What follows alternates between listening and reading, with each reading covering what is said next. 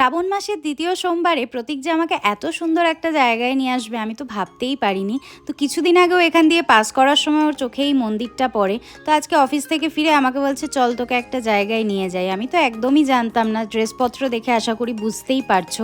বিশ্বাস করো জানি না কোনোদিনও এই সমস্ত মন্দিরগুলো ঘুরে দেখতে পারবো কি না, কিন্তু আজকে এখানে এসে টুকটুক করে হরিদ্বার, ঋষিকেশ, বদ্রীনাথ, কেদারনাথ, অমরনাথ, আর এই যে অমরনাথের মূর্তিটা দেখছো না, এটা টোটালটাই বরফের কিন্তু।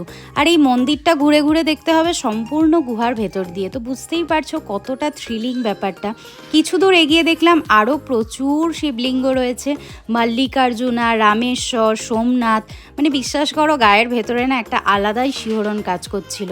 তারপরে কৃষ্ণেশ্বর ছিল, বৈদ্যনাথ, ওমকারেশ্বর, ভীমাশঙ্কর, ত্রিম্বকেশ্বর। সত্যি শ্রাবণ মাসের দ্বিতীয় সোমবার যে এত সুন্দর কাটবে বুঝতেই পারিনি। ব্যাঙ্গালোরে যারা আছো অবশ্যই একবার